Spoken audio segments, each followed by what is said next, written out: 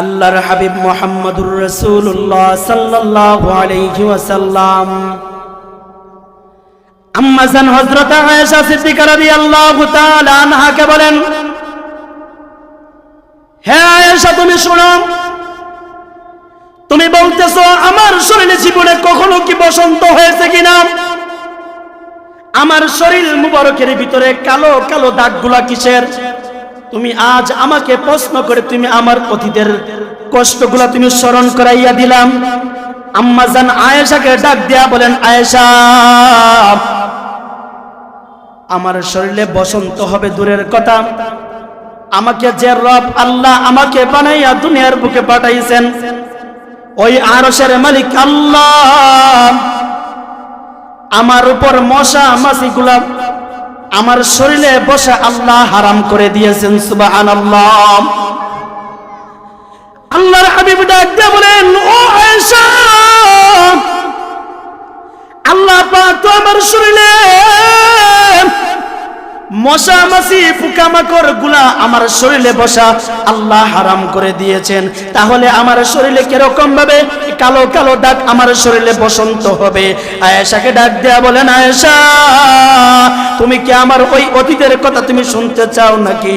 মক্কার কাফের বেঈমানরা আমাকে যখন আঘাত করে নির্যাতন করে যখন আমাকে মক্কা থেকে চলে যাওয়ার জন্য হুমকি দেয়, আমাকে যখন কাফের বেঈমানেরা মক্কা থেকে যখন দূর দূর করিয়া তাড়াইয়া দেয়, আমি যখন মক্কা ছাড়িয়া আমার নানার দেশ তায়েফের ময়দানে যখন আমি চলিয়া যাই, যেই মুহূর্তে আমি চলে যাই, আমার বিবি হযরতে খাদিজা দুনিয়া থেকে চলে গেছিল, ওই সময় আমি যেই সময় চলে যাই, আমার চাচা আবু তালেব দুনিয়া থেকে চলে গেলেন।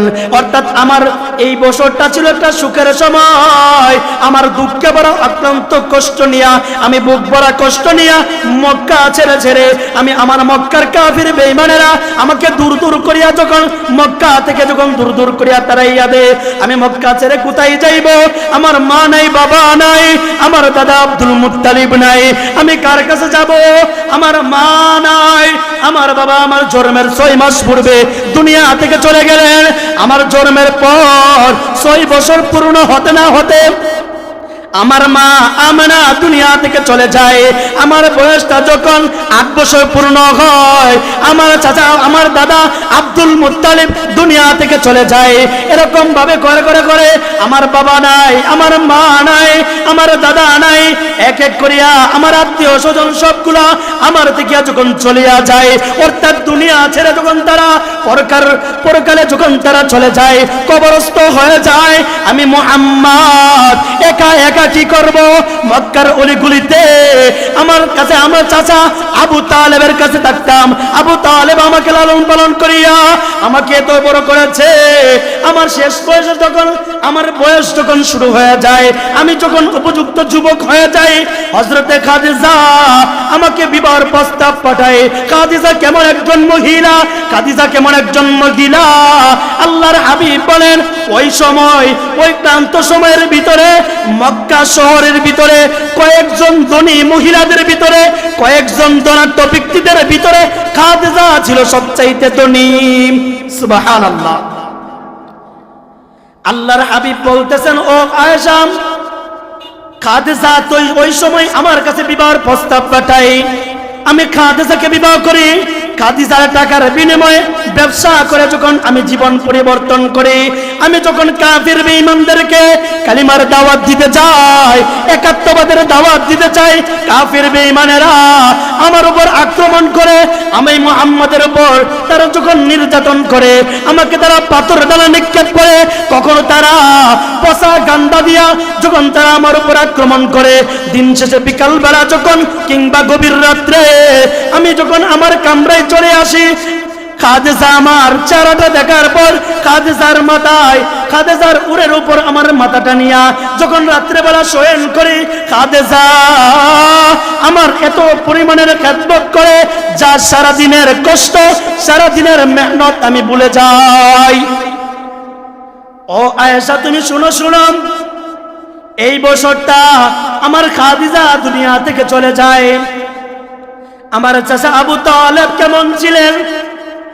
মক্কার কাফির বেঈমানেরা আমার চাচা আবু তালেবের কাছে আয়ান আসিয়া লানিস দে, ও আবু তালেব তোমার বাতিজাকে তুমি থামাও, না হয়তো আমরা তার উপর নির্যাতন করব। নাউজুবিল্লাহ বলেন। কাফির বেঈমানেরা আসিয়া আবু তালেবকে বলে, ও আবু তালেব তুমি একজন মক্কার লিডার, তুমি কুরাইশ বংশের লিডার, তোমার উপর আমরা কথা বলতে পারি না, কিন্তু তোমার ভাতিজা মুহাম্মদকে তোমরা থামিয়ে রাখো, না হয় কোনদিন কাফির বেঈমানের যুবকরা, কাফির বেঈমানের পকেটের ছেলেরা মুহাম্মদের উপর আক্রমণ করবে। আল্লাহর নবীর চাচা আবু তালেব মুহূর্তের ভিতরে তাদেরকে বুঝ দিয়া ওই বৈকট থেকে তাদেরকে তাড়াইয়া দেয়।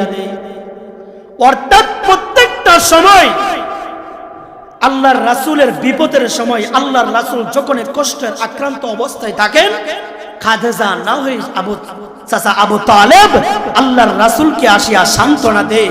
কিন্তু আল্লাহর রাসূলের বয়স যখন 51 হয়ে যায়, ওই 51 বছরের শুরু দিক দিয়া আম্মা জান হযরতে খাদিজা দুনিয়া থেকে চলে যায়।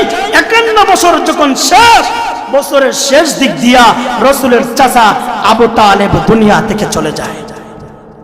ওই সময়টা, ওই বছরটা ছিল আল্লাহর হাবিবের সবচাইতে কষ্টের সময়।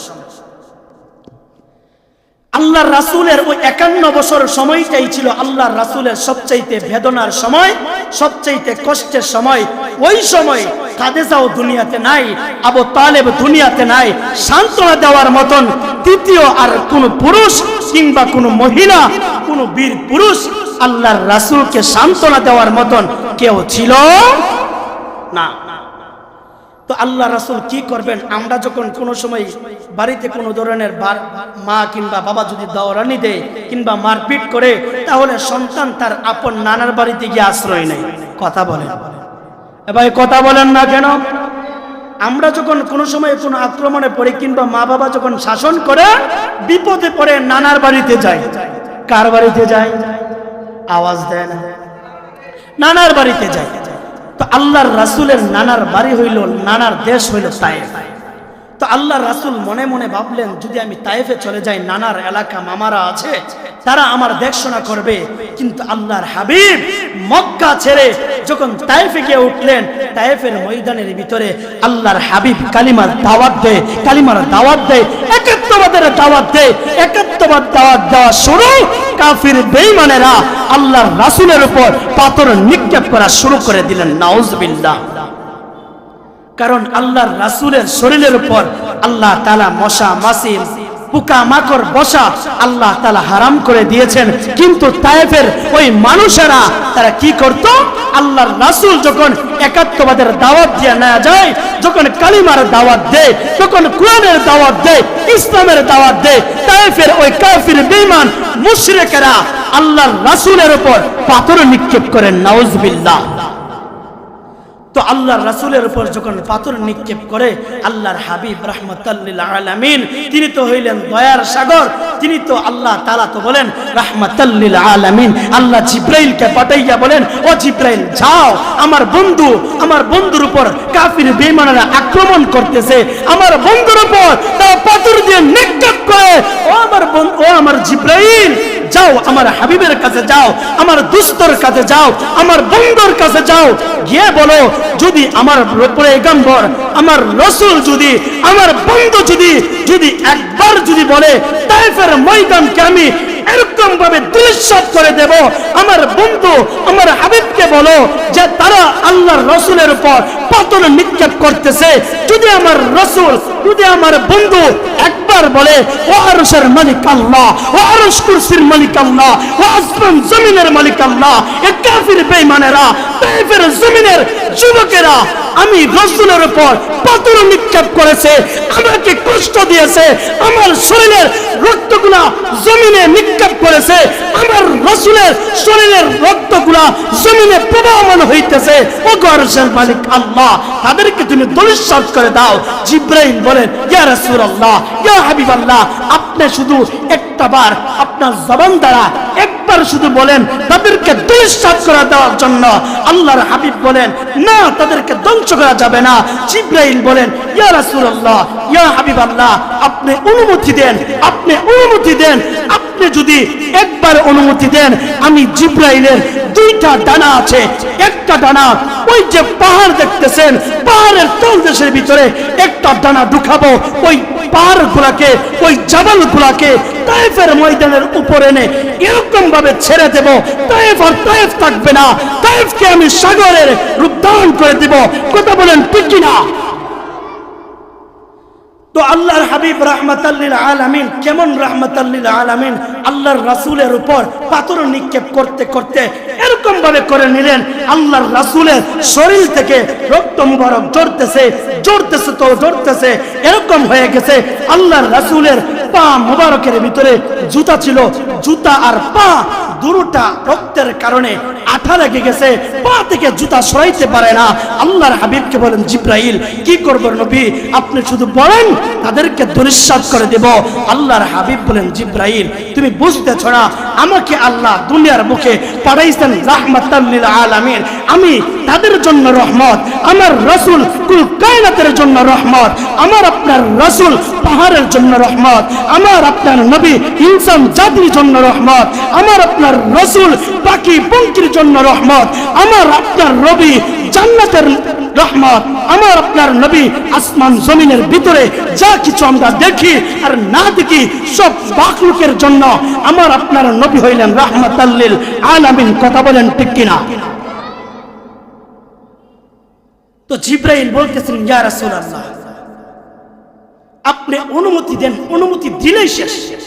কিন্তু আল্লাহর রাসূল অনুমতি দেন নাই। জিব্রাইলকে বলেন, জিব্রাইল তারা এখন বুঝে না তাদের ভিতরে আমি রাসূল কি, তাদের ভিতরে এটা প্রবেশ করে নাই, তারা বুঝতেছে না তাদের পরবর্তী প্রজন্মের মানুষ যারা আসবে, যারা ইনসান আসবে, তারা কিন্তু একাত্মবাদের দাওয়াত নিয়ে কাজ করবে, তারা কালিমার দাওয়াত নিয়ে সারা বিশ্বের ভিতরে তারা দাওয়াত ও তাবলীগের কাজ করবে, দাওয়াতের কাজ করবে, কোরআনের ফিকির তারা করবে, নবীওয়ালা কাজের ফিকির করবে।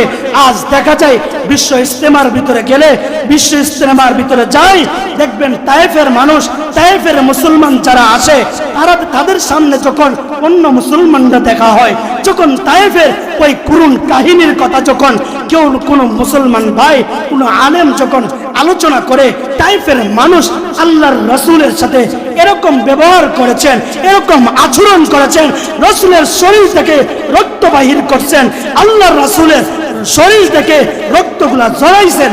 বর্তমান তায়েফের মানুষগুলা ওই সব কাহিনী শুনে, ওই সকল ইতিহাস শুনে তারা এখন আফসোস করে।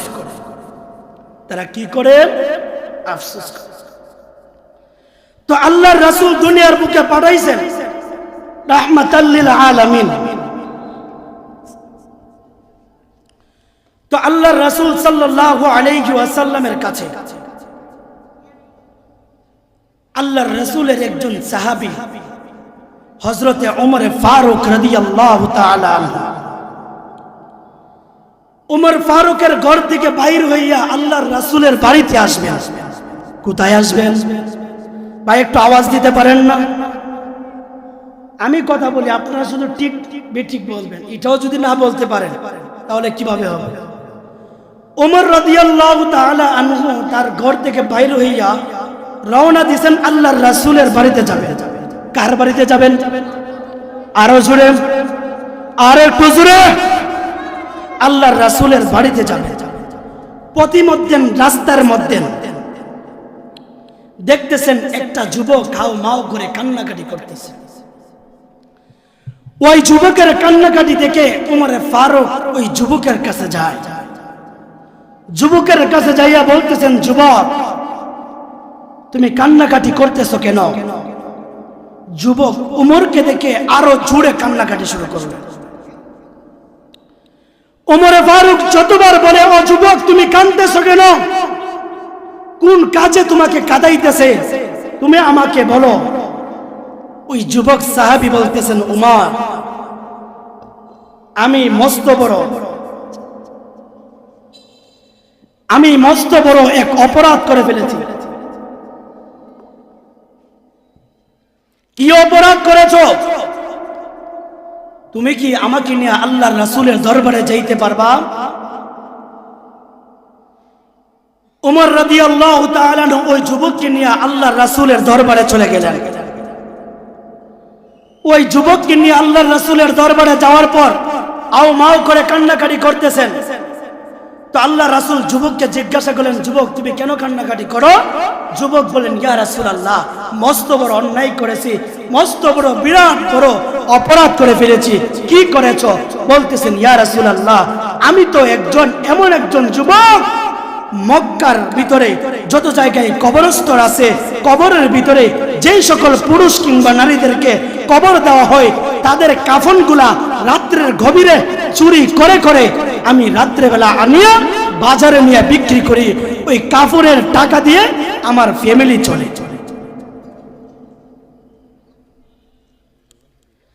তো কেমন চোর? কাফন চোর। এটা কি ছোট চোর না বড় চোর? হ্যাঁ ভাই কথা বলেন, এটা কি ছোট চোর না বড় চোর? কবর দেওয়া হয়, কবর থেকে কাফনগুলা চুরি করে বাজারে নিয়ে বিক্রি করে। এ কি ছোট চোর না বড় চোর? তো তুমি কাঁদতেছো কেন? বলতেছেন, ইয়া রাসূলুল্লাহ, ইয়া হাবিবাল্লাহ, আমি অনেক বড় গুনাহ করে ফেলেছি, মনে হয় আল্লাহ আমাকে মাফ করবে না। কি গুনাহ করেছো? তোমার গুনাহ কি আল্লাহর আরশের চাইতে বড় হবে? হ্যাঁ ইয়া রাসূলুল্লাহ, আল্লাহর আরশের চাইতে বড় হবে। তোমার গুনাহ কি আল্লাহর কুরসির চাইতে আরো বেশি হবে? ইয়া রাসূলুল্লাহ, হ্যাঁ আল্লাহর কুরসি থেকে বড় হবে। তুমি কি গুনাহ করেছো? কি মস্ত বড় গুনাহ করেছো যে আল্লাহর দয়া থেকেও বেশি গুনাহ তুমি করে ফেলেছো? আল্লাহর আরশ থেকে, আল্লাহর কুরসি থেকে তুমি বড় গুনাহ করে ফেলেছো। বলতেছেন, ইয়া রাসূলুল্লাহ, আমি কাফন চুরি করি, এটা একটা অপরাধ। দ্বিতীয় অপরাধ হইল, কিছুদিন পূর্বে এই মদিনার ভিতরে একটা নারী, যুবতী, একটা সুন্দরী একটা নারী মৃত্যুবরণ করলো, তাকে কবরস্থ করা হয়। ওই কবরের ভিতরে রাত্রে যাই আমি ঢুকি, তার শরীর থেকে কাফনের কাপনগুলা যখন চুরি করে যখন নিয়ে আসি, আসার সময় আমি দেখি কাফনের ভিতরে যে মানুষটা ছিল সেটা হলো একটা নারী, অল্প বয়সের 17 থেকে 18 বছর হবে। কিন্তু মেয়েটা, ওই মেয়ে এত সুন্দর ছিল, আমি লোভ লালসা আমি থামাইতে পারি নাই। আমি এমন কমন্তরের ভিতরে শয়তান আমাকে ওয়াসওয়াসা দিতেছে, কি করবে, কি করা যায়। ওই নারীটাকে দেখে, ওই মেয়েকে দেখে আমি আমার ভিতরের খায়েশ ওই মৃত নারীর সাথে, ওই মৃত মেয়ের সাথে আমার খায়েশ আমি মিটাই না। নাউজুবিল্লাহ বলবেন। তাহলে এই গুনাহটা ছোট গুনাহ না বড় গুনাহ? এক তো হইল কাফন চুর, দ্বিতীয় হইল জিনার কাজ করেছে। কার সাথে? মৃত মরা লাশের সাথে। এই ঘটনা, এই যে তার সাথে জিনার কাজ করেছে, কাফন চুরি করেছে, জিনার কাজ শেষ করে যখন চলে আসবে, ওই মুহূর্তে গায়েবী ভাবে আওয়াজ আসতেছে, ওরে যুবক, তুমি কি কাজ করলা? তুমি কি করে গেলা? আমার আশপাশে অনেক কবরস্থ আছে, তারা সকলেই পাক পবিত্র অবস্থায় শুয়ে আছে, আর তুমি যুবক যৌবনের চাহিদা মিটাইতে আমার সাথে তুমি এই খারাপ জঘন্য কাজ করলা। কাল কিয়ামতের ময়দানে আমি অপবিত্র অবস্থায়, নাপাক অবস্থায় আমি আল্লাহর সামনে দাঁড় হইব। তুমি কি জবাব দিতে পারবা? তুমি কি জবাব দিতে পারবা? তুমি কি জবাব দিতে পারবা নি? তখন যুবকের ভিতরে আল্লাহর ভয় চলে আসলো। যুবকটা হাউমাউ করে কাঁদতেছেন। আল্লাহর রাসূল বলেন, যুবক, তুমি তো মস্ত বড় গুনাহ করেছো, অনেক বড় গুনাহ করেছো। তোমার মাফ আমার কাছ থেকে নাই, তুমি আমার সামনে থেকে দূর হয়ে যাও। যুবকের ভিতরে ধাক্কা চলে গেল। যেই জায়গার ভিতরে রাহমাতাল লিল আলামিন দূর দূর করে তারাইয়া দিলেন, ওই জায়গার ভিতরে আমার মতন পাপিষ্ঠ, আমার মতন নাফরমান, আমার মতন জঘন্য এই জায়গায় থাকার উপযুক্ত না। যুবক চলে গেলেন, পাহাড়ে গেলেন, পাহাড় থেকে ফিরে আসলেন। বিরাট লম্বা ইতিহাস। ভবিষ্যতে কোনো সময় যদি আপনাদের সামনে এসে উপস্থিত হতে পারি, ইনশাআল্লাহ এই বিষয় নিয়ে আলোচনা করব। আল্লাহ তাআলা আমাকে আপনাকে রাসূলের প্রেম, রাসূলের ভালোবাসা, রাসূলের প্রতি আমাদের আন্তরিকতা, রাসূলের প্রতি আমাদের ভালোবাসা আল্লাহ তাআলা আরো বেশি করে প্রবেশ করায় দেখ। আল্লাহর রাসূলের সুন্নতের উপর সকলকে আমল করার তৌফিক দান করুক। সকলে বলেন আমিন। সুবহানাল্লাহ।